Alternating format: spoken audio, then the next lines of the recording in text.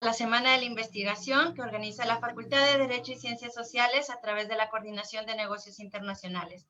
Para nosotros es un honor contar con su asistencia el día de hoy. Bienvenidos alumnos y alumnas, maestros y maestras de nuestra facultad y a todo el público en general que nos sigue por nuestra transmisión en vivo en Facebook.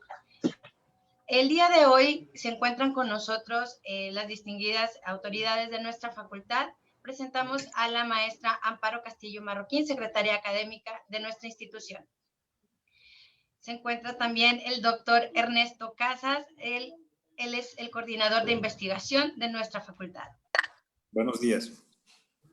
Y también se encuentra con nosotros el doctor Armando Villanueva Mendoza, director de nuestra Facultad de Derecho y Ciencias Sociales Victoria. Muy buenos días a todos. La doctora Verónica Mireya Moreno Rodríguez, docente investigadora de nuestra facultad y de nuestro programa educativo de negocios internacionales. Buenos días a todos y bienvenidos. Y la invitada de honor el día de hoy, la doctora Olga Nacori López Hernández, que será nuestra ponente en la conferencia del día. Gracias y bienvenida, doctora. Muchas gracias por la invitación. Bienvenidos y bienvenidas. Voy a ceder el uso de la voz al doctor Armando Villanueva Mendoza para dar la bienvenida y el acto inaugural de este evento. Muchas gracias, maestra Iris. Muchas gracias a todos por estar acompañándonos en un evento más de los que actualmente está organizando la Facultad de Derecho y Ciencias Sociales Victoria de la Universidad Autónoma de Tamaulipas. Como ustedes saben, la virtualidad nos ha abierto los espacios y bueno, nosotros hemos aprovechado esa oportunidad que se nos brinda para continuar trayendo nuevas ideas, nuevas aportaciones al campo del saber en las diferentes carreras que se imparten dentro de nuestra institución.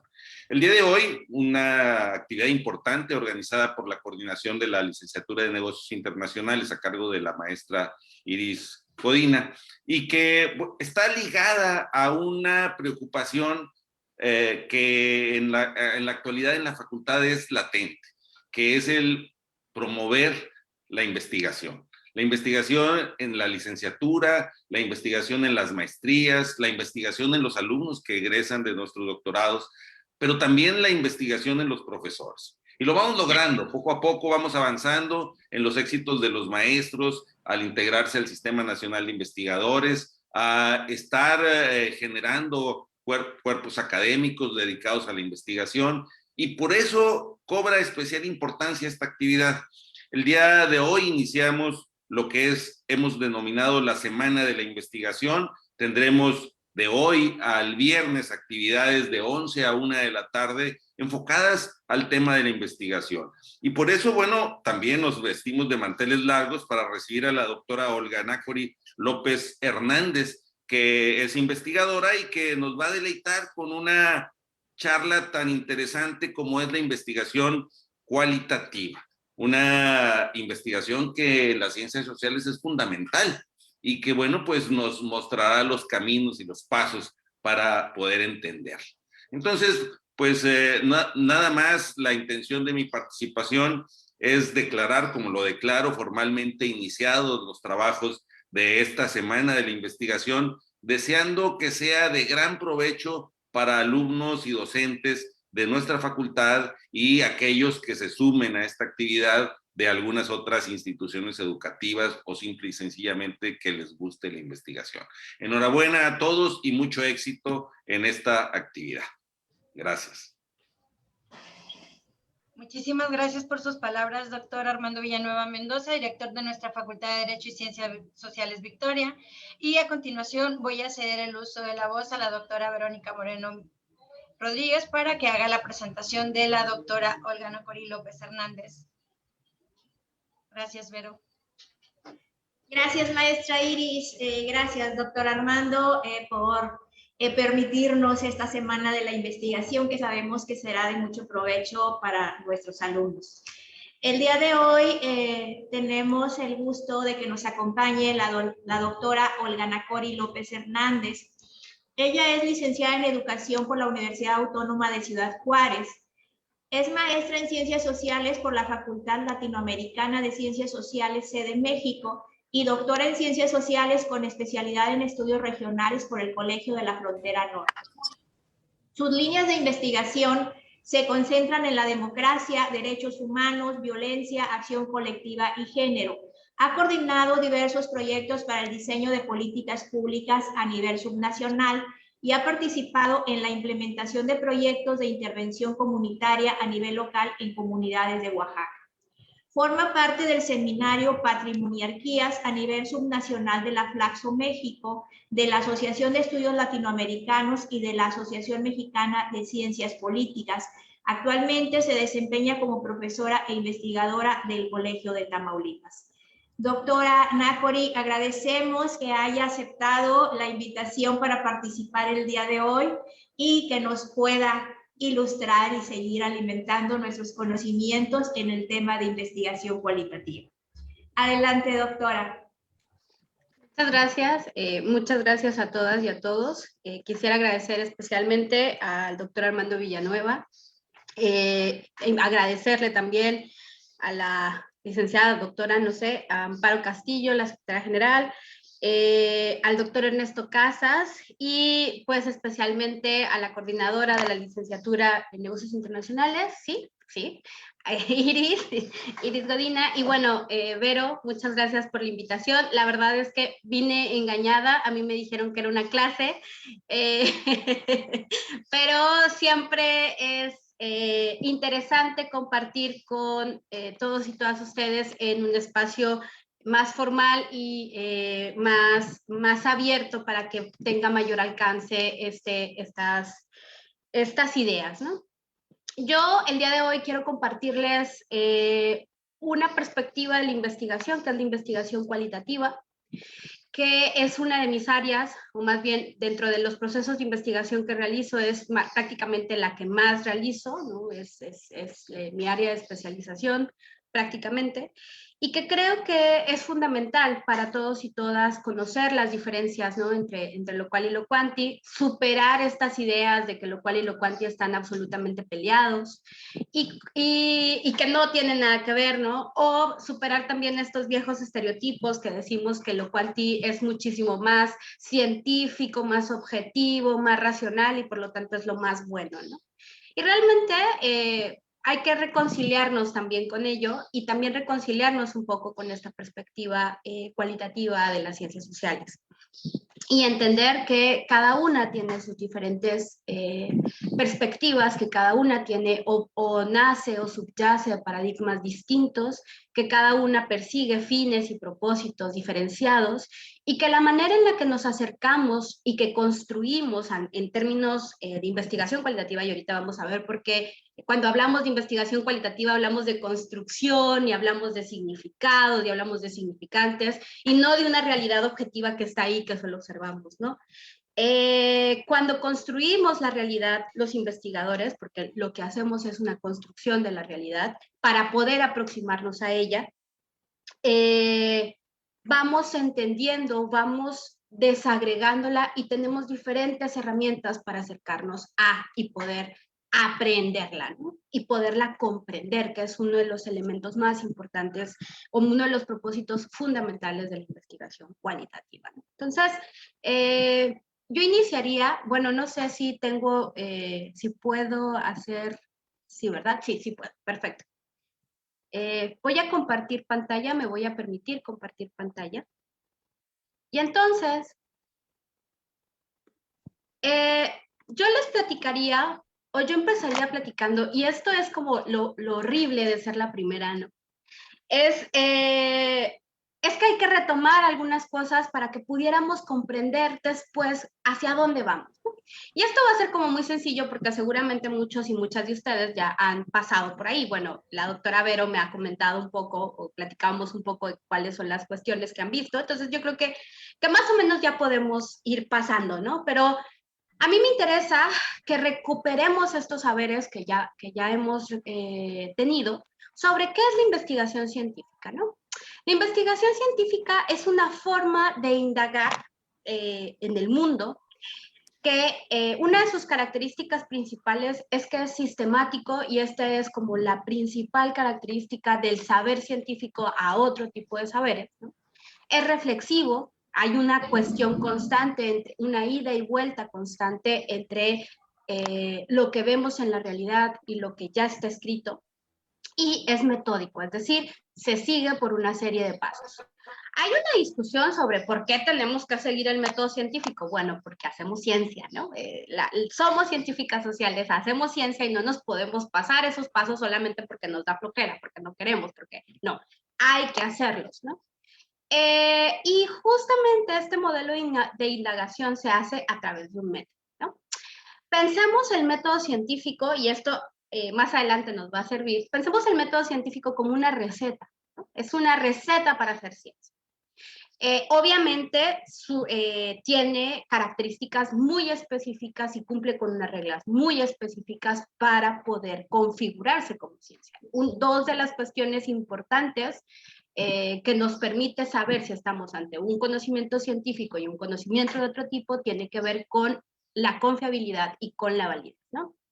Entonces, el método científico nos permite acercarnos a esta realidad.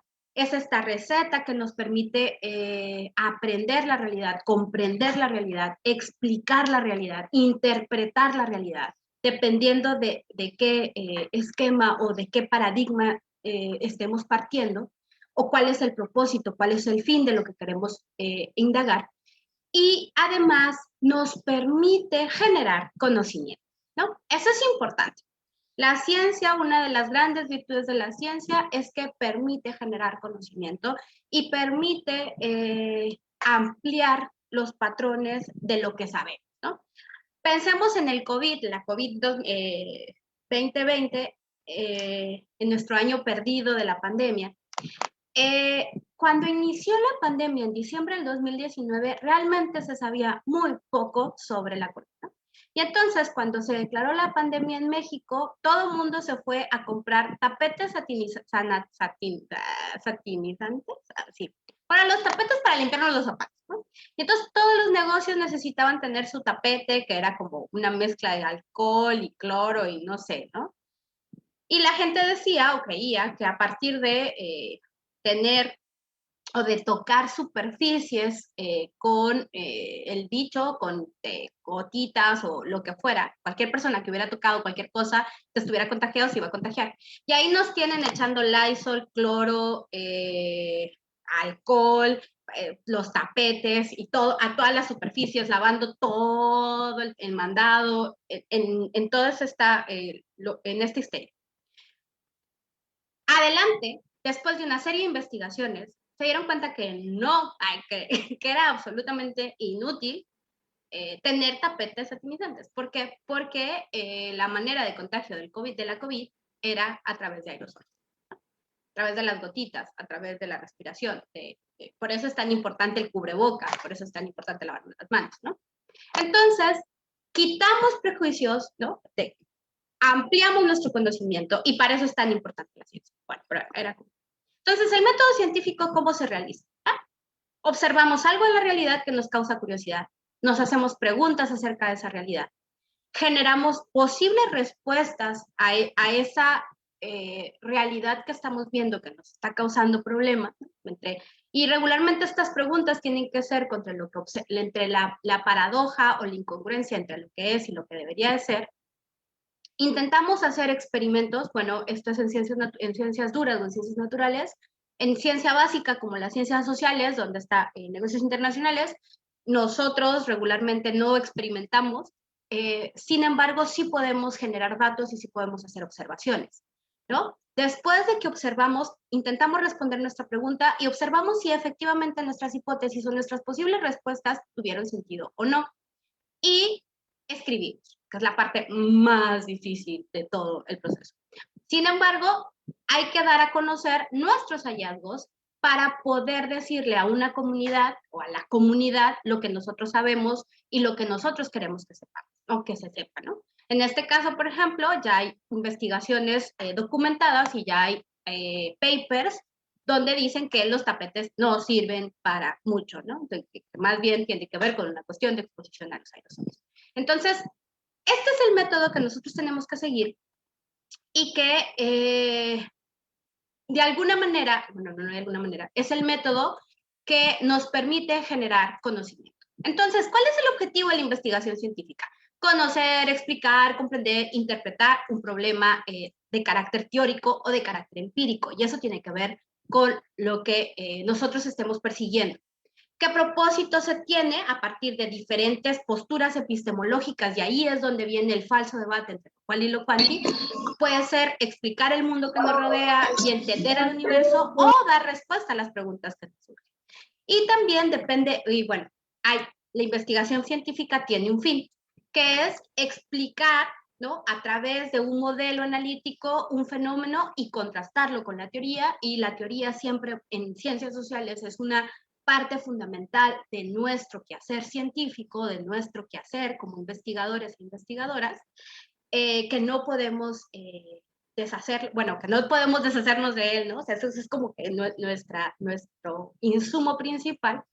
También otro de los fines de la investigación científica es explorar un objeto poco estudiado para poder comprenderlo y aprenderlo.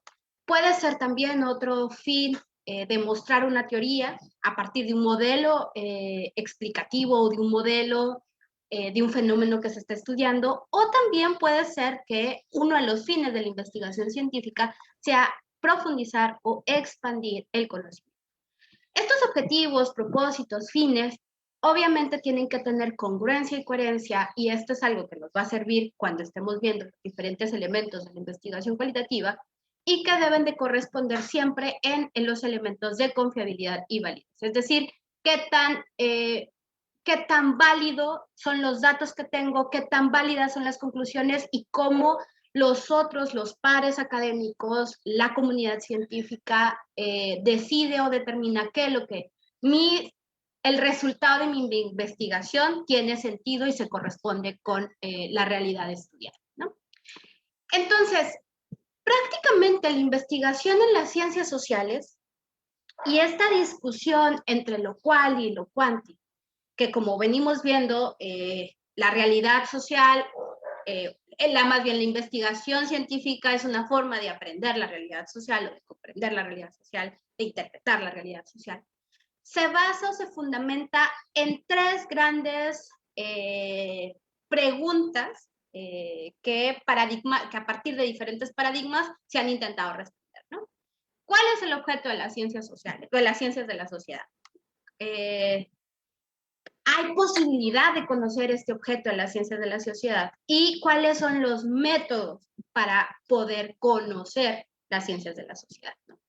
Estas tres preguntas han pasado este es un debate que tiene desde el siglo XIX, más intensamente en el siglo XX, con discusiones entre Weber y Durkheim, que son concepciones distintas de responder a estas dos preguntas, ¿no?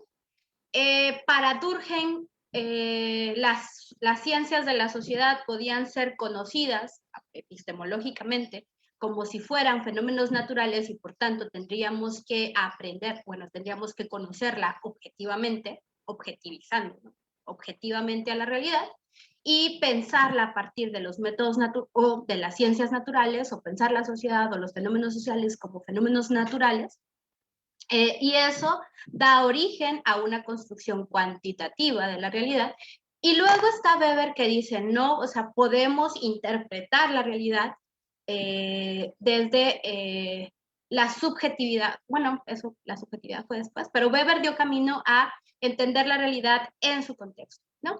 Y esto dio paso a tipologías, etcétera, y a paradigmas más interpretativos y no tan positivistas como la construcción durkheimiana. Entonces, estas dos preguntas que han generado gran debate, como les decía, es lo que nos ha posibilitado construir los objetos de estudio y aproximarnos a la realidad a partir de estas dos grandes visiones, ¿no? Una visión más cualitativa y una visión más cuantitativa. Que detrás, o sea, y esto quiero como que dejarlo muy claro, porque luego se confunde lo cualitativo y lo cuantitativo únicamente con las técnicas que se utilizan, ¿no? Cuantitativo, encuestas; cualitativo, entrevistas. Sí y no, ¿no? Hay encuestas cualitativas, ¿no? Y regularmente tienen que ver con cuestionarios cerrados o con entrevistas cerradas, estructuradas. Pero la diferencia tiene que ver principalmente con el diseño de investigación, tiene que ver con los paradigmas epistemológicos que están detrás, tiene que ver con tiene que ver con los fines y los propósitos que se persigan en las investigaciones que se están realizando. Es decir, no es nada más una cuestión de cuanti, números, cual y cualidades, ¿no? Sino que hay una construcción ontológica, epistemológica y metodológica para el desarrollo de una investigación con ciertas características. Y entonces, cada una de estas cuestiones son decisiones que toman quien está investigando, ¿sí? Es la manera en la que construimos nuestros objetos de estudio y es la manera en que nos aproximamos a la realidad. Es decir, los y las investigadoras, quienes investigamos, construimos y delimitamos y formulamos esta manera de conocer la sociedad y los métodos, las técnicas con las cuales vamos a meternos, no, pero podemos aprender esta realidad, ¿no? Entonces, lo cual y lo cuanti, pues es un falso debate, ¿no? ¿Por qué? Pues porque la realidad es desordenada y compleja y ojalá pudiéramos meter a las personas en una caja y pudiéramos hacer experimentos, ¿no? La verdad es que la realidad no es ni cuantitativa ni cualitativa. El conocimiento de lo social lo definimos por los paradigmas que lo he dicho, ¿no? Por las perspectivas teóricas a las cuales nos adherimos y por los métodos, es decir, las formas en lo que lo encaramos. Tarrés entonces nos dice que quien investiga selecciona el objeto de estudio y elige cómo estudiarlo. También quien investiga adopta un método particular que va a condicionar tanto las técnicas de investigación que utilicemos como el análisis de la investigación. Y obviamente estas decisiones que se van tomando determinan la estrategia de la investigación. Y por eso yo les decía, hay coherencia y congruencia entre la manera en que planteamos un problema, la forma en la que escribimos la pregunta de investigación, la manera en que diseñamos la estrategia de inmersión al cambio o el diseño de investigación, las técnicas de recolección de datos y, por supuesto, también la forma de análisis de esta realidad o estos datos que hemos recuperado. Entonces, ¿cuáles son las diferencias? Y esto es como muy rápido para analizar entre los tipos de investigación. Lo cuanti, obviamente, está buscando la distribución, la repetición, la generalización o la predicción de los hechos sociales que puedan ser traspolados a una población, es decir, está buscando recurrencias en términos poblacionales. Y lo cualitativo enfatiza la visión, la subjetividad de los actores. Y obviamente esta subjetividad está situada, es decir, está en un contexto en la que esta se desarrolla, ¿no? Y una de las características principales de la investigación cualitativa es que está buscando el significado de las relaciones sociales. Entonces, no es lo mismo buscar, por ejemplo, la incidencia de violencia de género en México, ¿no? En términos cuantitativos, o la probabilidad de sufrir violencia por condición de género en México, que analizar las experiencias de violencia de género en mujeres en Victoria. Hay una diferencia, ¿no? ¿Cuál es la probabilidad de sufrir violencia de género? El 17%, pues, es más probable que sufras violencia de género, o de 2 de cada 10 mujeres sufren violencia, o ojalá, ¿no? Como 5 de 10 mujeres sufren violencia de género en Victoria, Tamaulipas, ¿no? ¿Cuál es la experiencia de la violencia de género? Bueno, la experiencia de las mujeres que sufren violencia de género son patrones recurrentes de ciclos de violencia, ¿no? O ciclos de violencia. Entonces, este es el gran punto o este es el gran meollo de la diferencia entre lo cuanti y lo cual. Y una de las cuestiones más importantes también es el papel del sujeto que investiga. El papel del sujeto que investiga en lo cuanti es controlado, es neutro, es objetivo, ¿no? Intenta siempre separarse de la realidad que está estudiando. En cambio, en la cualitativa, el papel del investigador o de la investigadora es activo. Sabe que existe una mutua influencia entre el objeto que investiga y el sujeto, el objeto investigado y el sujeto que investiga. Hay una relación de interdependencia, hay una interrelación, se influyen mutuamente, aunque el objeto sea un sujeto, ¿no? Hay una influencia mutua.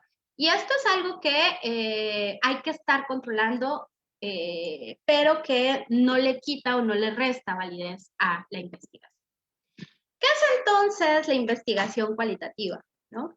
La investigación cualitativa, el paradigma del cual subyace o el supuesto del cual podemos construir la investigación cual o lo que realizamos en investigación cual, se parte del supuesto que este mundo, ¿no? que la realidad social está construido por significados y símbolos. Estos significados y estos símbolos los construyen, los realizan los sujetos, los actores. Y por eso los actores son tan importantes al momento de la realización de la investigación, ¿no? La investigación cualitativa, además, pretende comprender profundamente estos significados, estos símbolos, estas realidades, estas definiciones, a partir de lo que los sujetos están presenciando.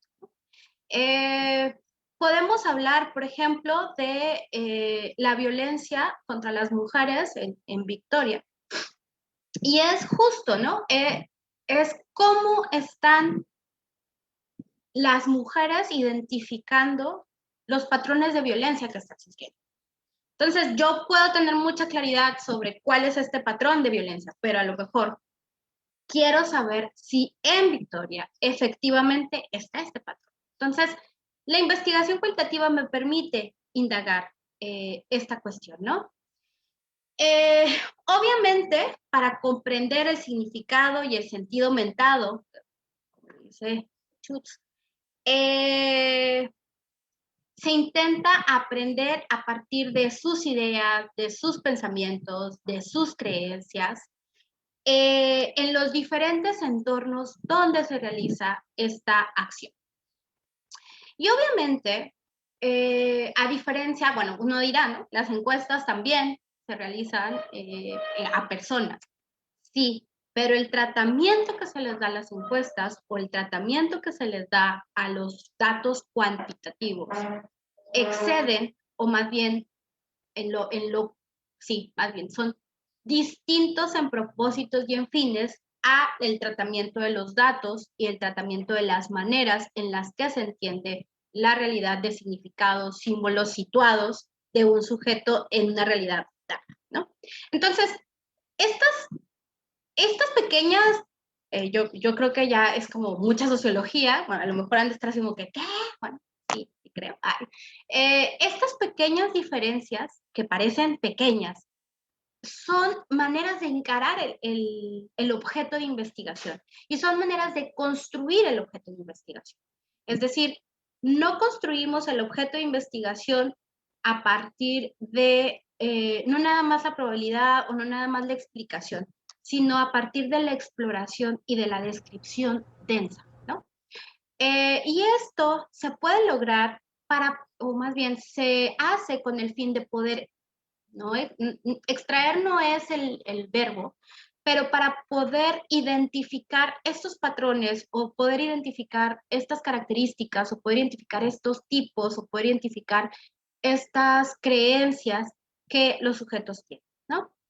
Entonces, la investigación cualitativa, por lo tanto, produce datos y observaciones descriptivas. Hay una definición de que habla de la investigación cualitativa como descripciones densas, ¿no? Intentamos comprender e interpretar la realidad a partir de describir densamente lo que los sujetos están reflexionando, viviendo, contando, ¿no? Y a partir también de lo que la teoría nos va pensando o lo que nos va diciendo. Y por lo tanto, la investigación cualitativa se ayuda de un conjunto de ciertas técnicas de recolección de datos y de modelos analíticos, que regularmente son de tipo inductivo, es decir, que van de los datos a la teoría, pero también puede ser de manera deductiva, que privilegian el significado que los actores le otorgan a la experiencia, es decir, a la subjetividad y a esta posibilidad de agencia. Entonces, ¿cuáles son las características de la investigación cualitativa? ¿No? Es mayormente inductiva, pero no necesariamente o únicamente es inductiva. De hecho, en los últimos años se han desarrollado investigaciones de corte deductivo, pero cualitativos, sobre todo en la sociología política. Y cuando hablamos de conocimiento inductivo, podemos decir que desarrollan conceptos, tipologías, relaciones a partir de los datos que se obtienen, ¿no? Pero siempre a la luz de una teoría. Es comprensiva, es decir, el principal insumo de la investigación tiene que ver con cómo actúan los sujetos y las descripciones que estos sujetos hacen sobre su actuar, ¿no? Obviamente, como nos interesa la subjetividad y nos interesa la construcción que cada sujeto realiza sobre ciertas características, se busca darle voz a todos los sujetos partícipes de este fenómeno y hay una centralidad del actor que se está investigando, que en este caso que son nuestros informantes, y de su subjetividad, ¿no? Y por lo tanto, el investigador debe estar abierto a la información que se genere en la investigación. Regularmente los investigadores tenemos como muchas ideas o tenemos como un diseño establecido, y una de las características también de la investigación cualitativa es que es flexible. ¿Por qué? Porque podemos ser, que puede ser que cuando llegamos a campo, la realidad nos cambió, ¿no? Y nos encontramos con cosas que no sabíamos que íbamos a encontrar. Y entonces hay que modificar preguntas, hay que modificar o delinear de nuevo nuestro problema de investigación, hay que modificar nuestro argumento principal o nuestra hipótesis, que es nuestra posible respuesta. Hay que ir modificando también o ir ajustando a lo mejor las categorías que habíamos estado pensando en un inicio, o incluso llegan ocasiones en las que modificamos la teoría que sustentan estas partes, ¿no? Entonces, es flexible. La investigación cualitativa es flexible. Y no está interesada, no le interesa, no forma parte de sus principales preocupaciones, ni la representatividad, ni la generalización. Es decir, lo que le interesa es esa particularidad, ¿no? De lo que se está investigando en cierto espacio, de cierto fenómeno en una realidad situada. Entonces, no le interesa que todas las mujeres cumplan, todas las mujeres de Victoria, por ejemplo, cumplan con el patrón del círculo de la violencia, porque realmente no pretende generar, o sus conclusiones no pretende hacerlas generalizables a una población, una N más grande, ¿no? Entonces, ¿qué características, así rápidamente, en 4 rubros podemos clasificarlas, ¿no? En términos de recolección de información, la investigación cualitativa se basa en técnicas que recogen información descriptiva de la palabra, puede ser escrita o hablada, tanto de las personas o de la conducta observada. En la recolección de la información también, todas las técnicas de recolección de datos, se prioriza la relación entre quien investiga, el instrumento y el sujeto. Y por lo tanto, se sabe y se entiende que hay una relación estrecha entre estos 3 elementos, ¿no? O sea, prácticamente el sujeto que investiga tiene que estar formando parte de la recolección de la información para poder recuperar también estos elementos de la subjetividad. En términos de confiabilidad y validez, estos criterios se van redefiniendo a cada rato, ¿no? Regularmente, la confiabilidad y la validez, la validez te la dan los pares académicos Y la confiabilidad tiene que ver con la manera en la que explicitas tu metodología, no necesariamente si tu investigación es replicable. Eso hay que dejarlo claro. La investigación cualitativa no busca la replicación, aunque es deseable, ¿no? Y en términos de igual confiabilidad y validez, estamos hablando o se empieza a hablar de saturación teórica para poder encontrar la muestra adecuada, la triangulación, es decir, buscar 3 tipos de fuentes distintas o 3 maneras distintas de recolección de datos y observar si efectivamente hay congruencia, transferibilidad, dependencia y credibilidad. ¿Cómo se elaboran las interpretaciones en la investigación cualitativa? Los datos se vinculan directamente con un tipo específico de teorías y lo que buscamos a partir de esta teoría y de los datos en conjunción es buscar significados, ideas, sentimientos, representaciones que pueden estar en aquellas descripciones obtenidas, ¿no? O en aquellas descripciones de las conductas observadas, porque una de las técnicas de recolección de datos también es la observación, ¿no? Entonces, la elaboración de interpretaciones o la elaboración o el análisis de datos, que es lo que van a ver mañana, se hace a partir de la teoría más la búsqueda de patrones, tipos, representación, ¿no? Y estas interpretaciones se realizan desde un marco analítico, no están en el aire, no se realizan en el aire. Se realizan desde un marco analítico que es flexible, cierto, que se puede modificar, cierto, pero que nunca deja la teoría. Y que no se analiza, a diferencia de lo cuanti, en relación con ninguna población en particular, sino con nuestra respuesta o con nuestra hipótesis o el marco teórico que hemos definido. Y otra característica importante que ya lo he dicho, pero no me voy a cansar de repetirlo, es el papel del sujeto que investiga. El sujeto que investiga en la investigación cualitativa es activo, está en un proceso constante de reflexividad, tiene que tener algo que se llama control teórico, ¿no? En algún momento tiene que generar un proceso de alejamiento del objeto de estudio y luego regresar de nueva cuenta, volver de nueva cuenta a la teoría y luego regresar a campo o a regresar a las notas de campo o regresar con los sujetos estudiados y volver. Y en todo momento tiene que intentar que sus prejuicios, sus ideas, sobre todo sus prejuicios, no influyan directamente, aunque sí influyen, o sea, sí, no hay una objetividad pura del investigador, siempre está. El control teórico intenta como matizarlo, ¿no? Y obviamente si tienen todas estas características, quien investiga se involucra activamente en el acopio del informe, prácticamente en todo el proceso, ¿no?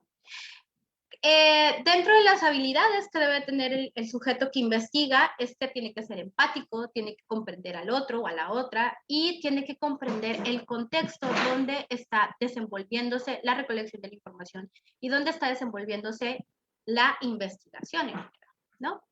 Y obviamente el sujeto que investiga recolecta, clasifica, analiza e interpreta estos datos para prácticamente, bueno, eso, está en todo el proceso de investigación. Entonces, si el método científico nos dice, bueno, ¿no? Hacemos todos estos pasos, el proceso cualitativo se ve más o menos así, ¿no? Si se fijan, primero tenemos una idea, planteamos el problema y vamos a la literatura, ¿no? Vamos a la literatura de nueva cuenta, regresamos, hacemos una inmersión al campo y entonces vemos por dónde le podemos entrar. ¿Hay información al respecto? ¿No hay información al respecto? ¿Hay investigaciones? ¿No hay investigaciones? ¿Cerramos? ¿Abrimos? Etcétera. Y regresamos, después de regresar a la literatura, hacemos el diseño de la investigación, que como ya vimos es flexible, definimos después la muestra inicial del estudio y definimos también cómo vamos a acceder a esta, que esta es una de los retos más grandes de la investigación cualitativa, sobre todo cuando hacemos bola de nieve, que hay que conseguir los informantes. Regresamos a la literatura, observamos nuestras notas y recogemos los datos. Una vez que recogemos los datos, vamos haciendo el análisis de datos, ¿no? Recogemos, analizamos para poder ir ajustando. Por eso la flexibilidad del diseño, porque podemos ir incluso ajustando nuestro instrumento de investigación, ¿no? O nuestro instrumento de recolección de datos. Regresamos a la literatura, interpretamos los resultados y por último escribimos. Bueno, en realidad parece muy lineal. Lo que es cierto es que vamos, venimos, regresamos. Cuando planteamos el problema, escribimos. Cuando estamos inmersos en el campo, escribimos. Cuando estamos recolectando los datos, escribimos. Cuando estamos interpretando los resultados, seguimos escribiendo, ¿no? E incluso podemos estar en la interpretación de los resultados y darnos cuenta que nos faltan datos y regresamos de nueva cuenta a recolectar los datos que nos faltan o que no hemos saturado nuestras categorías o que en la triangulación algo no está encajando. Entonces, más o menos este es el proceso cualitativo.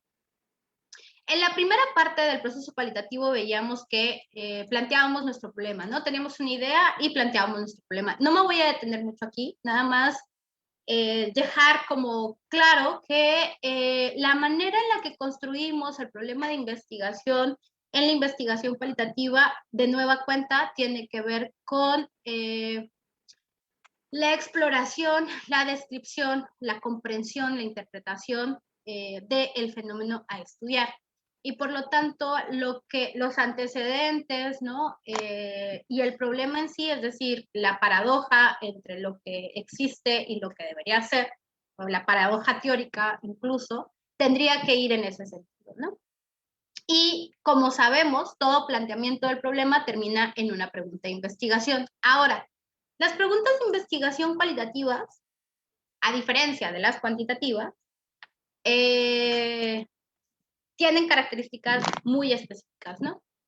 Si se fijan, por ejemplo, esta pregunta de investigación dice, ¿qué significados construyen los hombres y mujeres entre 20 y 30 años pertenecientes al pueblo amazónico Shuar del oriente de Ecuador en relación al concepto de belleza del ser humano durante el año 2017? ¿No? Entonces, ¿dónde está lo cualitativo? Aquí. ¿Qué significados construyen? ¿No? Y aquí se define justo lo que se está buscando o el objeto de la investigación. ¿Cuál es el objeto de la investigación? Bueno, analizar los significados que tiene el concepto de belleza para los hombres y mujeres de 20 y 30 años del pueblo amazónico Shuar del oriente de Ecuador. Entonces, justamente las investigaciones cualitativas tienen una manera específica de construir su pregunta de investigación y regularmente tiene que ver con qué significados, cómo interpreta, cómo se relaciona, qué implica, qué implicaciones, bueno, implicaciones no tiene tanto, pero sí un poco. ¿Cuáles son las maneras, ¿no? Por ejemplo, en mi investigación de tesis de maestría, mi pregunta de investigación es cómo se construye la identidad del defensor y defensora de derechos humanos, ¿no? Entonces tenemos ahí, primero, cómo se construye identidad, que es una cuestión subjetiva. ¿Qué es lo que queremos observar? Bueno, la identidad de defensor y defensora de derechos humanos. Entonces, tenemos pues esta cuestión y aquí tenemos la variable que regularmente tiene que ver con ese fenómeno que nosotros estamos queriendo estudiar. Y bueno, decíamos entonces que después del planteamiento del problema, de la pregunta de investigación, generábamos diseños de investigación, ¿no? Los diseños de investigación son estas maneras de aproximarse a la realidad. Y bueno, hay todo un debate si pueden ser exploratorios, descriptivos, comparativos, ¿no? Y efectivamente se va por ahí, pero también en términos cualitativos, la manera en la que se parta o se construya es la forma en la que las teorías nos van a dar las posibles respuestas o el posible camino, ¿no? Y también estos diseños nos permiten saber, ¿no?, qué tipo de información o qué tipo de técnicas podemos genera. Regularmente, cuando estamos construyendo el proyecto de investigación, y por eso el proyecto de investigación es tan importante, no nos damos cuenta que si estamos haciendo teoría fundada, o un diseño fenomenológico, o un diseño etnográfico, o un diseño de investigación-acción. Cuando ya tienes mucha experiencia, realmente no es tan necesario explicitarlo.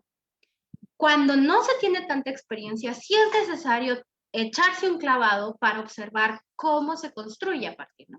La teoría fundada, por ejemplo, genera todas sus observaciones a partir de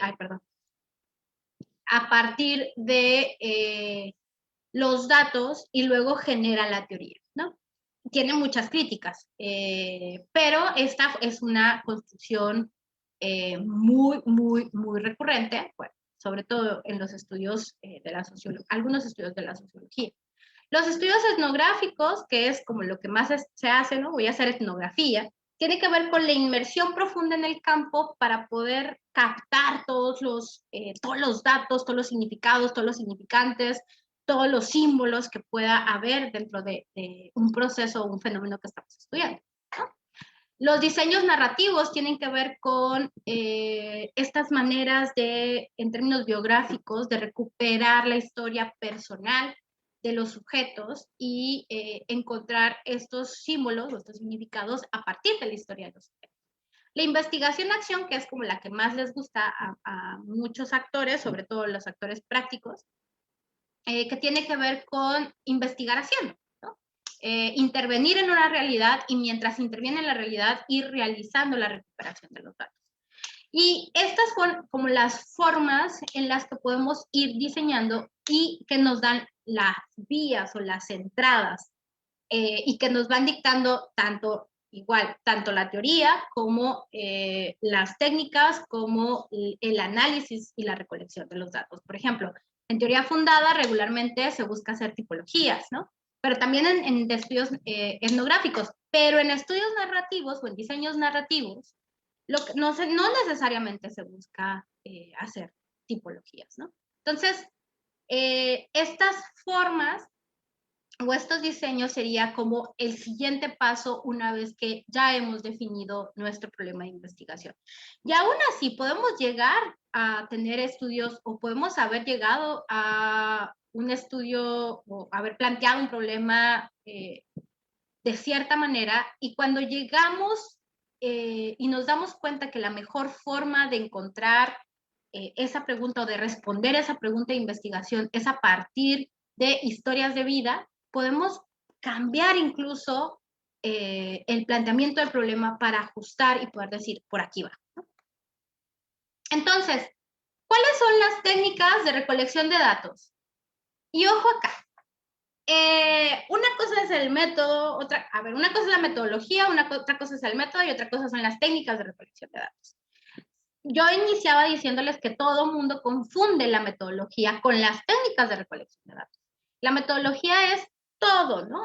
Implica el planteamiento del problema, implica el diseño de investigación, implica las técnicas de recolección de datos, implica el análisis de la información, ¿sí? ¿Por qué? Porque es la receta con la que podemos aprender la realidad. Pero las técnicas de recolección de datos es una partecita de esta investigación. En investigación cualitativa, las técnicas de recolección de datos se pueden dividir en diferentes formas, ¿no? Hay técnicas que tienen que ver con técnicas de documentación, ¿no? Pueden ser textuales, hipertextuales, multimediales, hipermediales. Y las fuentes de información, que es distinto, una cosa son las técnicas de recolección de datos y otras son las fuentes de información. Pueden ser conversaciones, mensajes, intervenciones, artículos, notas de campo, ¿no? En aquellas documentaciones hipertextuales pueden ser boletines, revistas, documentos, estadísticas, incluso las estadísticas del INEGI pueden ser tomadas como una técnica de recolección de datos, una fuente de información hipertextual, ¿no? Pueden ser multimediales, pueden ser conferencias de YouTube, pueden ser fotografías, pueden ser simulaciones, pueden ser fragmentos de videos, etc. Pueden ser también hipermediales, es decir, nosotros tenemos técnicas de recolección de datos documentales a partir de portales, periódicos, mapas, museos virtuales, blogs, catálogos.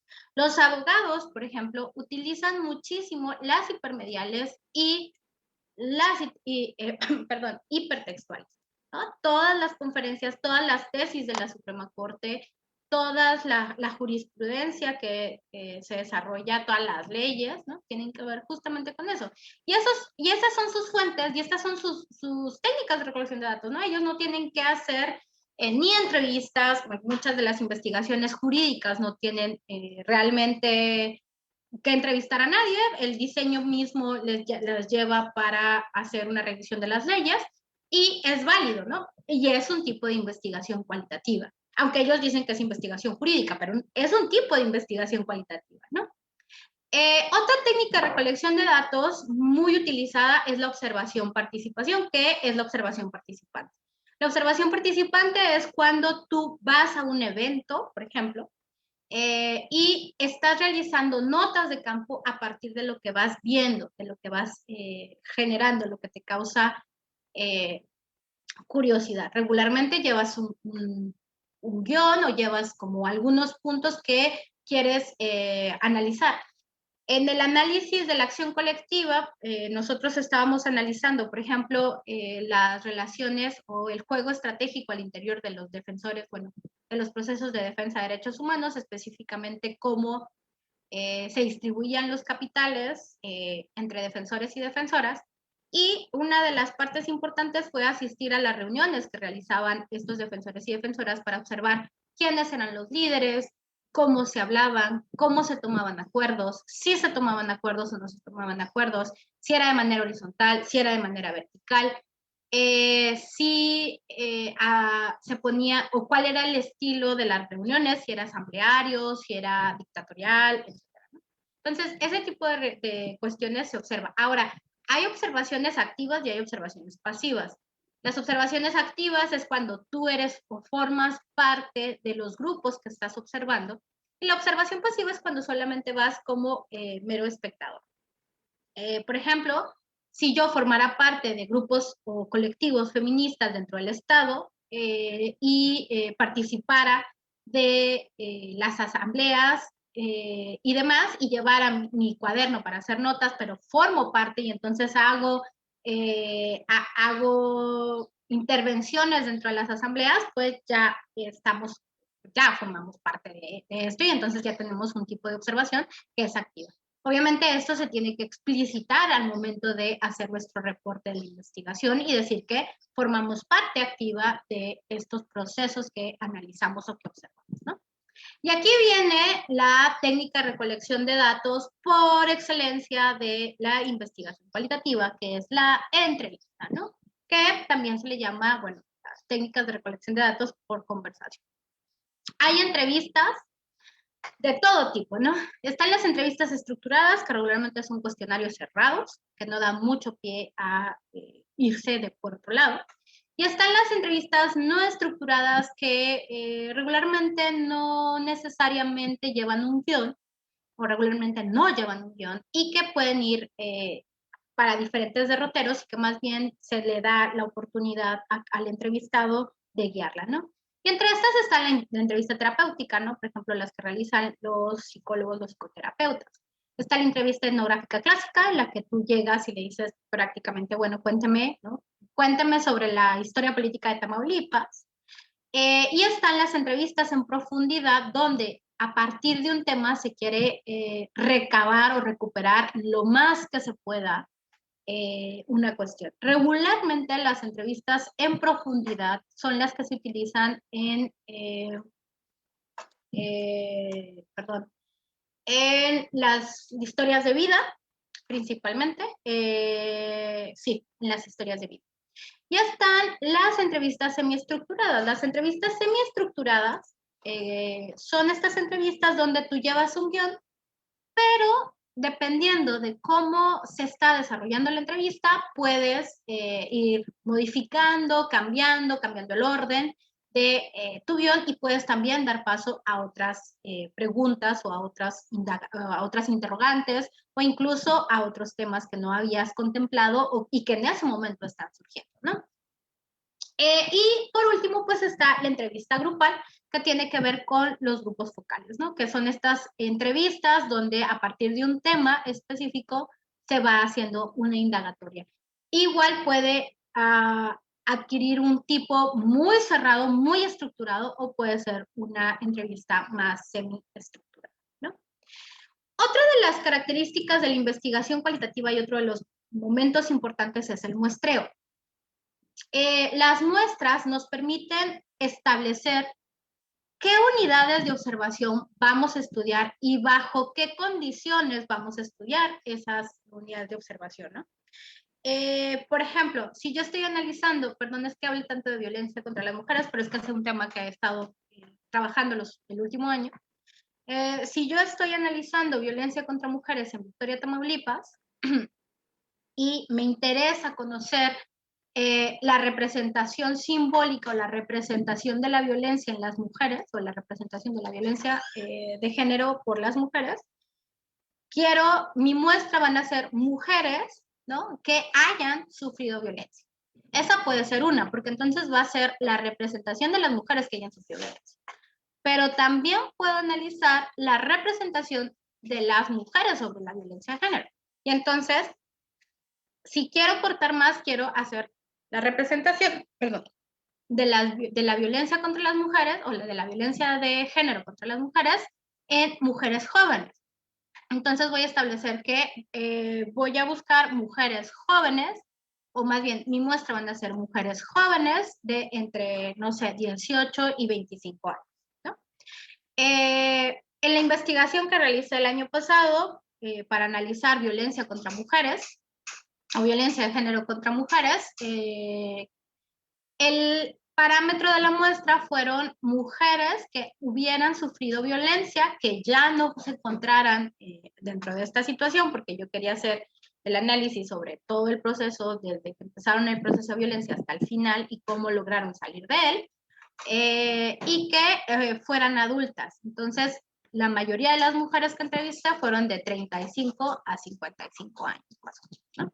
Entonces, nosotros tenemos que definir a quiénes vamos a entrevistar si fuera una entrevista. Ahora, hay muestras también documentales, ¿no? Tiene que ver con las técnicas de recolección de datos. Entonces, nosotros tenemos que fijarnos como en estas características. Por ejemplo, ¿no? Las muestras no son probabilísticas, ¿no? Porque no se permite o no se pretende la generalización, entonces no nos importa necesariamente la N grande, no nos importa la población. Regularmente son intencionales, es decir, nosotros definimos el criterio a partir del cual vamos a hacer el muestreo. No están determinados un número específico de casos, es decir, no vamos a campo diciendo voy a entrevistar 200 mujeres o voy a hacer una encuesta para 200 mujeres o voy a hacer 3 grupos focales, ¿no? Depende mucho del propósito, del tipo de investigación que se esté realizando, de la forma en la que estemos realizando lo del diseño, no voy a cansar de decirme eso, y también depende del criterio de saturación teórica. ¿Cuál es el criterio de saturación teórica? Cuando los actores ya nos están diciendo lo mismo y ya no nos están dando más información o más datos, ¿no? Por eso es tan importante que el investigador se inmiscuya directamente en el proceso de recolección de datos. Y regularmente también pasa cuando estás haciendo trabajo documental, ¿no? Llega un momento en que las notas de prensa se saturaron, o sea, ya te dijeron todo lo que tenías que saber, por ejemplo, de los casos de corrupción de Javier Duarte y de César Duarte. Llegó un momento en el que todas las notas se repetían, ¿no? Entonces ya saturamos en el 2018, después de una revisión de 200 notas de prensa, ya saturamos, ya no hay nueva información, ya no hay más que decir. Entonces ahí se satura, ¿no? Y no se conoce regularmente, pues como no sabemos, no se conoce regularmente el número de observaciones. Y como he dicho, la saturación es crítica, es re importante. Nunca pierdan de vista el punto de saturación teórica. Sí, yo entiendo, ya tenemos que entregar la tesis, ya tenemos que... No, pero es importante, ya tenemos que mandar el informe, ¿no? Pero sí es bien importante el punto de saturación teórica, ¿no? Entonces, ¿qué tipos de muestra existen regularmente? Bueno, pues está la intencional, está la de los casos extremos, que también se aplica en investigación quali, es decir, cuando tenemos características o cuando tenemos casos totalmente diferentes, cuando estamos analizando, por ejemplo, si estamos analizando la vigencia o las leyes de interrupción legal del embarazo entre no sé, Guanajuato como el estado más conservador y la Ciudad de México como el estado más progre, ¿no? Y ver el proceso de despenalización del aborto en ambos estados. Bueno, estamos hablando de una muestra de casos extremos. O tipos de casos o analizar esos dos casos, ¿no? Pueden ser también casos poco usuales, puede ser por cuotas o puede ser por casos típicos, pero en quali regularmente usamos intencionales, ¿no? Y tiene que ver más bien con las características, aunque sí hay investigaciones que utilizan cualquiera de estos tipos de muestras, ¿no? El análisis de la información en cualitativo es un proceso, un procedimiento que va del descubrimiento a la interpretación de los datos, ¿no? Entonces, primero, bueno, ya definimos, ¿no? Ya definimos nuestro problema, ya hicimos nuestra investigación, ya tenemos nuestro marco teórico. Y entonces ya nos fuimos a campo, ya platicamos con los sujetos, supongamos que hicimos entrevistas, y nos regresamos a nuestro gabinete y hacemos un análisis una y otra y otra y otra vez de las entrevistas que tenemos, ¿no? Y en este descubrimiento, en esta fase del descubrimiento, lo que hacemos es buscar temas que se acomoden, ¿no? Temas iguales, ¿no? Estamos hablando, por ejemplo, de patrones, de tipologías, de relaciones, ¿no? De estas cosas que parecieran inocuas, pero que saltan y que se repiten y que lo dice un sujeto y lo dice otro sujeto y lo dice otro sujeto y lo dice otro sujeto, ¿no? Y que ahí está. Entonces, en esta fase del descubrimiento, literalmente, vamos y le decimos a los datos, ¿no? Hablen, entonces, díganme qué pasa. Es muy interesante, es muy, muy enriquecedor cuando eres estudiante, poder hacer esta fase del descubrimiento y estar leyendo tus notas y estar leyendo tus datos y estar leyendo tus entrevistas, porque realmente encuentras mucha la información que necesitas para pasar a la siguiente fase, que es la codificación. Ya cuando eres investigador, ya no es que le quite rigor, sino que esta fase ya la vas haciendo desde que estás haciendo entrevistas, ¿no? Ya estás checando los temas, ya estás haciendo. Cuando eres estudiante, sí es muy, muy rico, aunque es cansado, sentarse a descubrir estos nuevos temas o descubrir estas formas o esta subjetividad del actor, de los actores que estamos analizando. Una vez que descubrimos, codificamos, ¿no? Codificamos a partir de la teoría y del marco analítico que tenemos y a partir de los conceptos que estamos estableciendo. Obviamente, cuando estamos codificando podemos hacer categorías, subcategorías, dimensiones, casi todas están como planteadas para moverse, para cambiarse, pero sí, con la codificación nunca hay que dejar de lado la teoría. Y si esa teoría que nosotros pensamos en un inicio que era la que nos iba a dar todas las respuestas y no nos las da, o más bien no está funcionando porque en realidad se está yendo por otro lado, podemos buscar otra teoría, ¿no? Podemos encontrar otras formas de dar respuesta también a esto que queremos encontrar. E incluso si tenemos un caso de teoría o un diseño de teoría fundada, podemos nosotros proponer tipologías que luego puedan convertirse en teorías o podemos proponer, no sé, proposiciones que puedan convertirse en teorías, ¿no? A partir de los datos. pero la codificación sí siempre va de la mano de nuestras categorías, que algunos le llaman variables, ¿no? Pero siempre van acompañados de estas categorías principales a partir de las cuales analizamos o clasificamos estos temas que descubrimos, ¿no?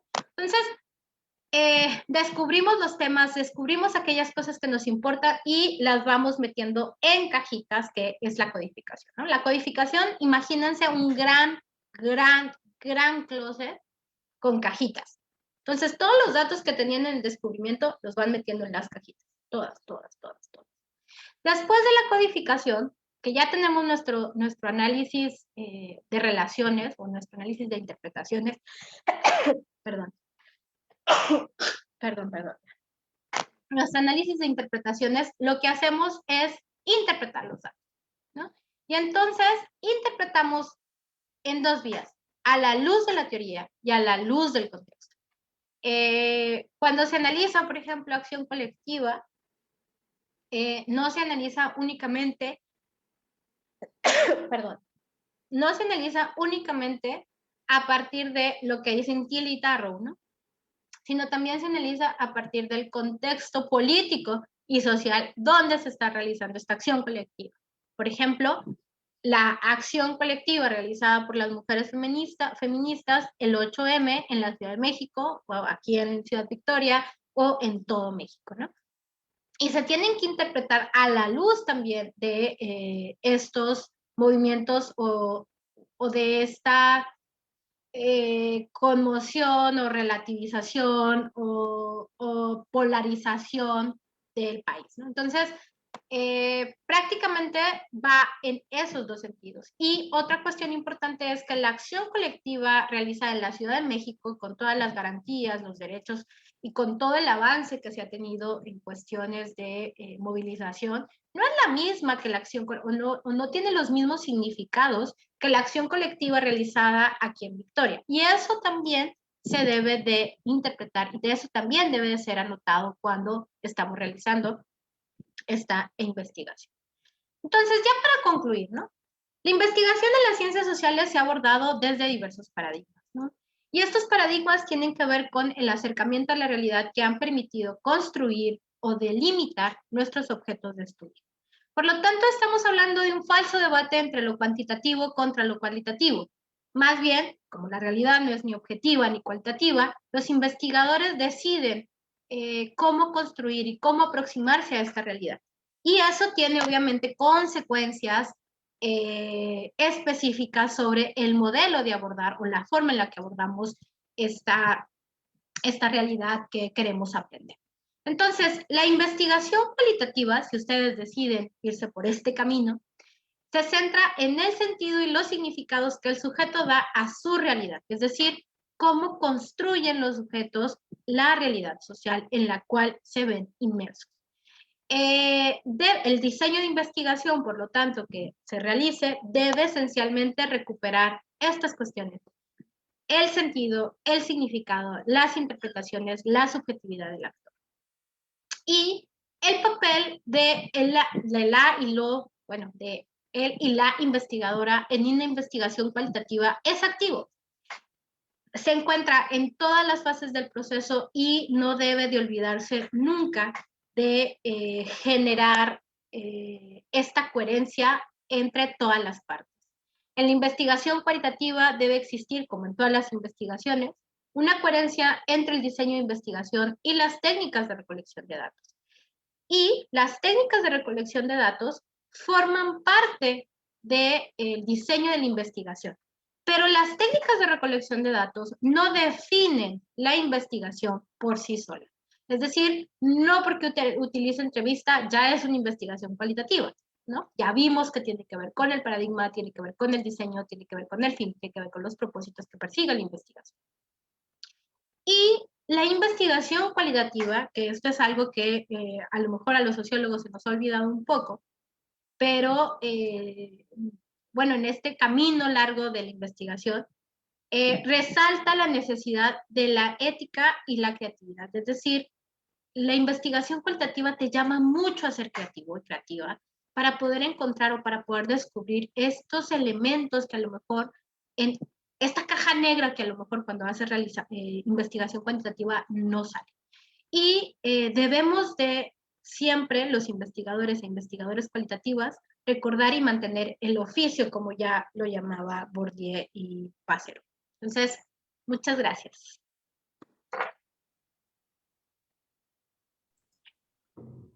Gracias, doctora Ana Cori. Una excelente plática.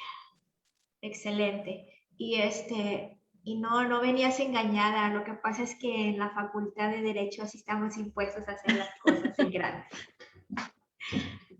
Ok, pues bueno, creo que nos aportaste muchísima información y creo que a los alumnos les va a servir mucho para el desarrollo de sus proyectos de investigación.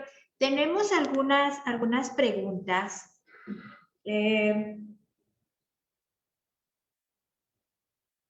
Por ejemplo, aquí nos dicen, en estudios que utilizan la entrevista con grupos de enfoque, ¿cuántos individuos se recomienda tener por grupo?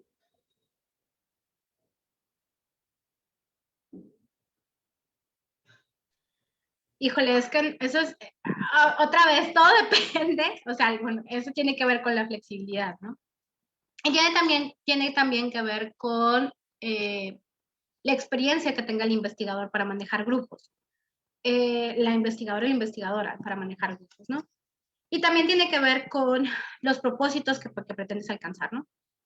Yo leí un manual que decía que mínimo 4, que con 4 personas ya era un grupo de enfoque, ¿no? Que ya podía establecerse o que ya podría considerarse como un grupo de enfoque. Yo creo que sí, a partir de 4.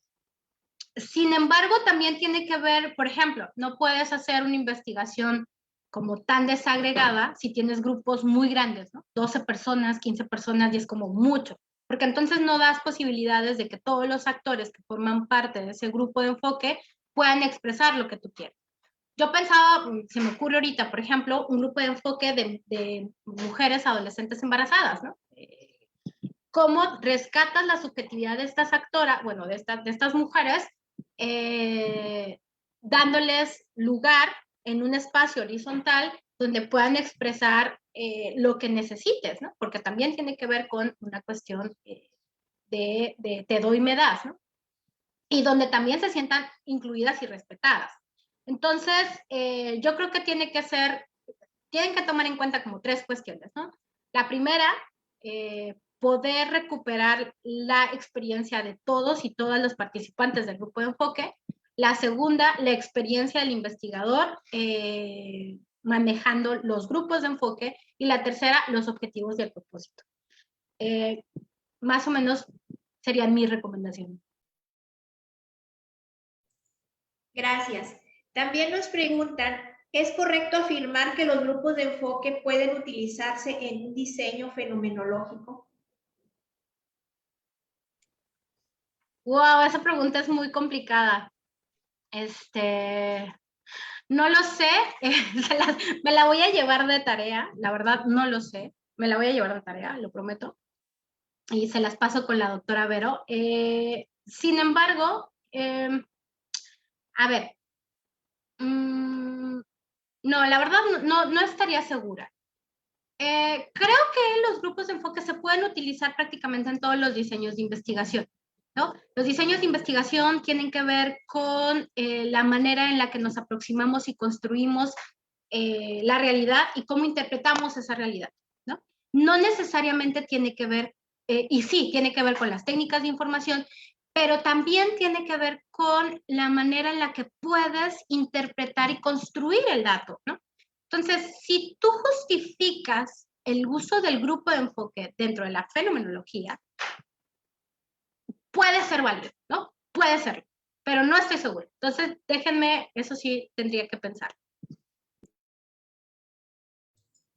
Gracias. También nos preguntan que cómo referir el contenido de las textuales derivadas de Twitter, mensajes de Facebook y demás.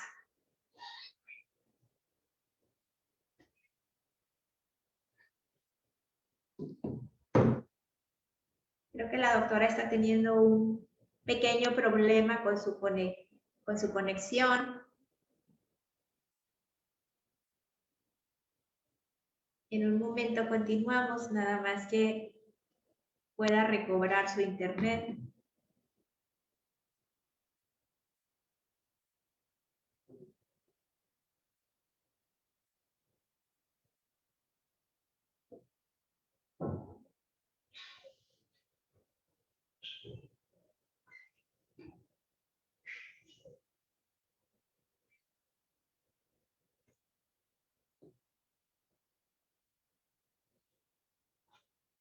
Esto es parte de las situaciones a las que nos enfrentamos con esta nueva normalidad.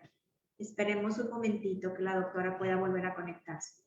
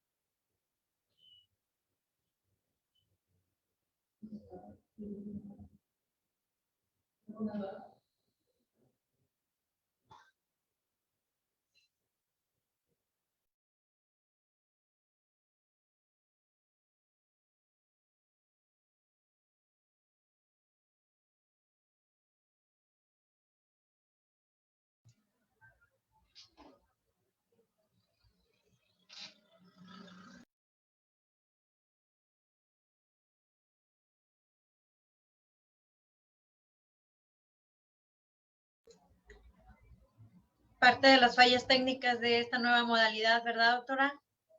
Exacto, estoy tratando de comunicarme con la doctora, pero sí es lo que les comento, esto es parte de esta nueva normalidad.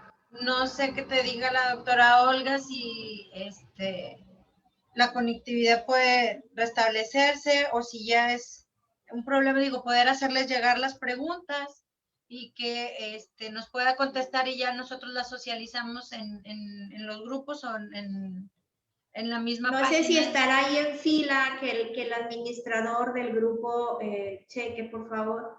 Juan, ok, claro, déjame revisarlo, permítame.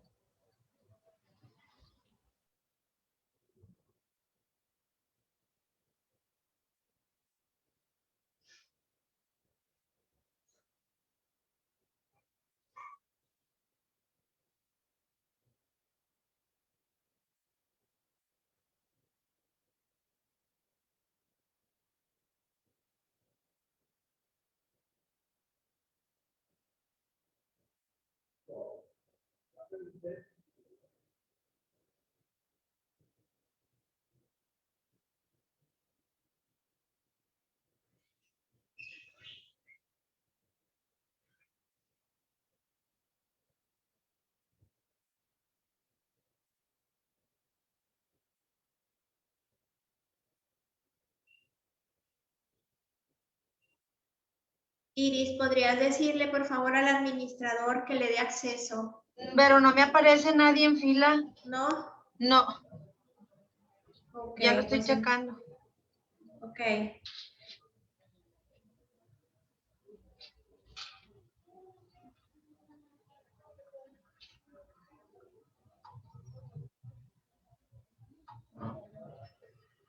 Pues bueno, creo que sí se está complicando la conexión.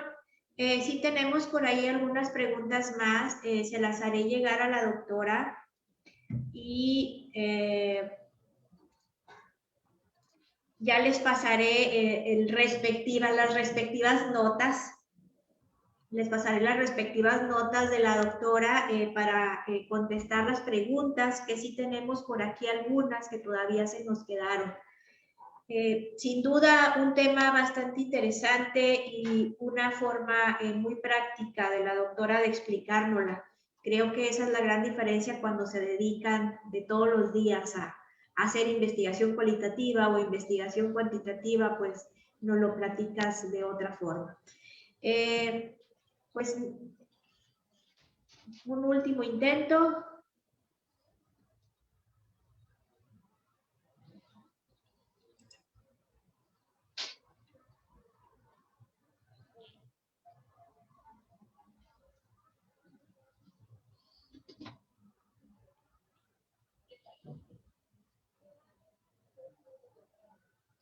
Por cierto, sí se puede construir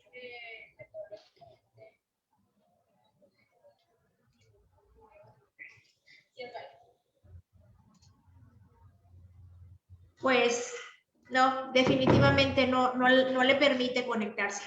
Pues igual y agradecemos a la doctora Olga Nacori, la tengo aquí en el celular. Agradecemos a la doctora Olga Nacori por esa excelente charla que nos compartió. Agradecemos a todas las personas que nos estuvieron acompañando. Y pues, maestra Iris, si gustas tú despedir. Pues despedimos esta sesión del día. Mira, ya se conectó, regresó. Muy bien. Perdón, volví, es que se fue la luz, o sea, no se fue el internet, pero se fue la luz, entonces no, yo ya no sé. Bueno, lo importante es que regresaste, Nacori. Les comentaba que realmente una plática súper padre. Le digo que esta es la diferencia de que cuando las personas se dedican como tú a todos los días a hacer investigación cualitativa, pues nos lo planteas de una forma diferente y muy digerible. Entonces, no sé si todavía tengamos oportunidad, todavía tengo como 2 o 3 preguntitas. ¿Querías complementar algo, Nacori, de lo que estabas contestando? La pregunta era en torno a, sí, yo me fui como así, ¿no? La pregunta era en torno a si a ver si lo entendí bien, si en diseños fenomenológicos se podrían realizar grupos de enfoque. Sí, sí es válido, sí, sí se puede, y es completamente, puede tener la confiabilidad y validez necesaria para poder establecerse como un estudio válido con un diseño fenomenológico con una técnica de recolección de datos con grupos de enfoque. Entonces ya lo pude subsanar. Gracias. También nos preguntan que cómo referir el contenido de los textos derivados de Twitter, de mensajes de Facebook y demás. Bueno, hay algo que se llama, bueno, no sé si se refieran a, en términos de citado, en ese caso yo recomendaría pasar un cursito sobre APA 7, no sé si estén citando en APA 7 o en APA 6, o si estén utilizando algún otro tipo de forma de citación. Si es sobre citado, bueno, yo recomendaría revisar los documentos. Si es sobre hacer etnografía, que es otra de las técnicas que se están realizando últimamente, que es recuperar justamente la experiencia a partir de los tuitazos o los posts de Facebook, etcétera, es como si fueran textos, ¿no? Se recuperan como si fueran textos. Hay software especializados donde se pueden hacer análisis a partir de la recuperación. Y hay software también donde puedes hacer minería de datos a partir de estos posts o estos twitters o estos tweets que vas realizando. Y esto tiene que ver también con la manera en la que vas a hacer las categorías de cada una o de lo que quieras encontrar, ¿no? Si lo quieres hacer a mano, bueno, no que sea a mano, sino sin ningún software de ayuda, o sea, sin MaxQD o sin AtlasKey o sin cualquier software que se utiliza, que es algo que no les dije, análisis de datos, que hay softwares que te ayudan a hacer el análisis de los datos. Si vas a hacerlo sin nada de esto, lo puedes hacer a mano siempre y cuando, bajo este mismo procedimiento, pensando los tweets como texto, justo como un texto, ¿no? Como si fuera un blog, como si fuera un texto. Y a partir de eso ir estableciendo las categorías o irlos clasificando a partir de lo que quieras ir buscando. Si lo quieres hacer a mano. Si lo quieres hacer en minería de datos, bueno, ya es otro procedimiento que igual el fondo tiene que ver con lo mismo. Descubrir, clasificar, interpretar. Cualquiera que sea, a lo mejor Víctor mañana les hace una broma, pero Víctor dice, miren, agarren, metan todo a la compu y denle clic y ya, interpretación, ¿no? A él y a mí nos da mucha risa porque la gente cree que metiendo todo a Atlas T, ¿no? O sea, metiendo todo a Atlas T te va a salir todo maravillosamente y ya tú lo vas a tener y ya nada más tienes que escribir tu paper. Y no, realmente el Atlas T lo que es una herramienta que te facilita, ¿no? El camino, pero de todos modos tienes que hacer la recolección, tienes que construir el marco analítico, tienes que hacer la recolección, tienes que leer los datos y descubrirlo, tienes que hacer la codificación. Por eso en codificación uno se tarda muchísimo tiempo, o clasificando uno se tarda muchísimo tiempo, y tienes que hacer la interpretación de los datos, ¿no? Puedes incluso tener autocodificación, y aún así hay que sentarse a interpretar a la luz de la teoría o a la luz del marco analítico que tienes o que tienes de soporte. Gracias. Ya no se la van a creer a Víctor mañana. Ya le arruiné su chiste, chin. Sí, ya le arruinaste el chiste a Víctor. Mañana tenemos la conferencia de análisis de información cualitativa. Y una preguntita más, por último. ¿Puedes señalar el procedimiento para hacer el muestreo? Ok, voy a referir al muestreo clásico en investigación cualitativa, que es la técnica de bola de nieve, ¿no? La bola de nieve, nosotros primero hacemos el diseño de la investigación, definimos primero, ¿no? Qué tipo de actores o qué características deben tener nuestras unidades de información. Las unidades de información son los sujetos o los documentos o los actores o aquellos que nos van a dar los datos, ¿sí? Que no se tiene que confundir con el objeto de investigación, son cosas distintas, ¿no? Son dos elementos distintos. Entonces, una vez que ya definimos más o menos qué características tiene, voy a poner un ejemplo. Yo quiero analizar a mujeres jóvenes participantes de colectivos feministas en Tamaulipas, ¿no? Y entonces, estas son las características de mis unidades de información. Mujeres, jóvenes, edad, 18 a 25 años, perfecto. En Tamaulipas, ok, residentes ¿de dónde? De Tamaulipas. Esas son las características principales de mis unidades de información. Lo que hago entonces es contactar a alguna de las mujeres que tengan estas características, ¿sí? Contacto a una, y entonces una vez que tengo a ella, le digo, tengo la entrevista, ¿no? Una de las cosas que no les dije que cuando hacemos investigación cualitativa es que hay todo un procedimiento para poder generar las entrevistas. Hay que mandar correos, hay que hablar por teléfono, hay que hacer contactos, hay que hacer redes, ¿no? Esa es otra de las cosas que tiene la investigación cualitativa que no tiene la investigación cuantitativa, ¿no? Hay todo un proceso de gestión de los datos distinto a la gestión de los datos cuantitativos. Entonces, una vez que yo establezco conexión con ella, le digo, oye, ¿no? Mariana, ¿me puedes contactar con alguien que pertenezca a tu colectiva? Entonces ella me va a decir, sí, claro, ¿no? Esta Mariana me va a contactar, y de nueva cuenta, Mariana me tiene que contactar con una mujer que cumpla con estas características de la muestra, de la unidad de información que yo estoy buscando. Recordemos, mujer, joven, residente en Tamaulipas.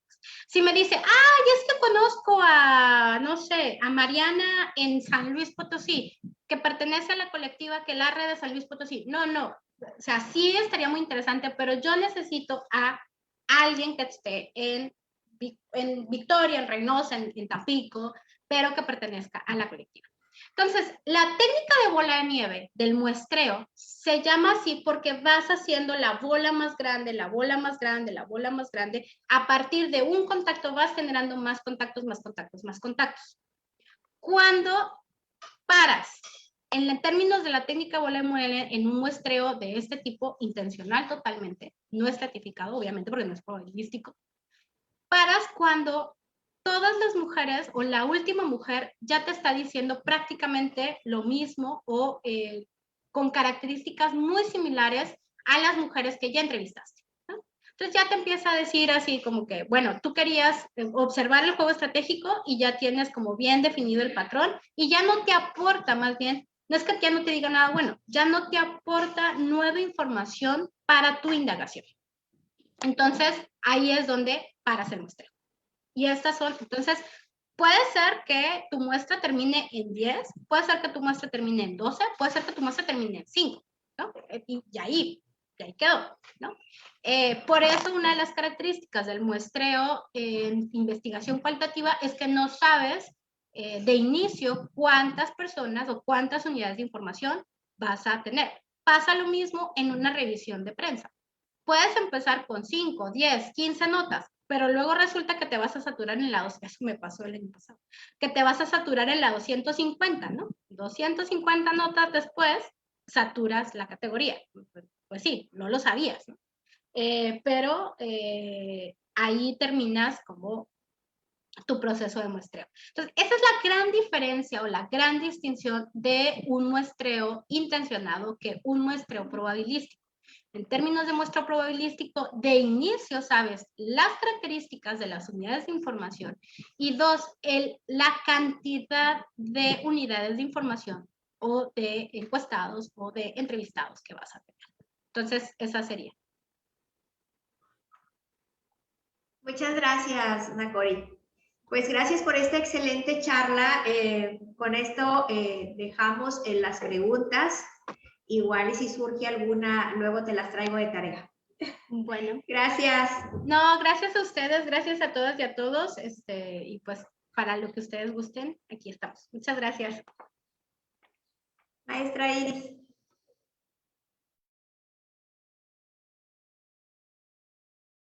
Está apagado tu micrófono. Y yo bien inspirada, perdón. Muchísimas gracias, doctora, por compartir todo esto con nosotros, con nuestros alumnos y nuestras alumnas. Les agradezco también a todos los que están siguiendo la transmisión de Facebook Live, que permanecieron ahí aún con las fallas técnicas. Los invitamos el día de mañana a estar también en la segunda sesión de esta semana de la investigación. En punto de las 11 de la mañana arrancamos con este segundo tema, que será el análisis de datos cualitativos impartido por el doctor Víctor Daniel Jurado Flores. Los esperamos mañana a las 11. Muchísimas gracias a todos los que están aquí con nosotros en la sala de Zoom por su interacción y recuerden que por medio de chat o comentarios, de ahí vamos a tomar todas sus preguntas para hacerlas llegar a nuestros conferencistas. Muchísimas gracias, doctora Olga. Un gran abrazo. Abrazos de vuelta. Muchas gracias a todos y a todas. Hasta luego.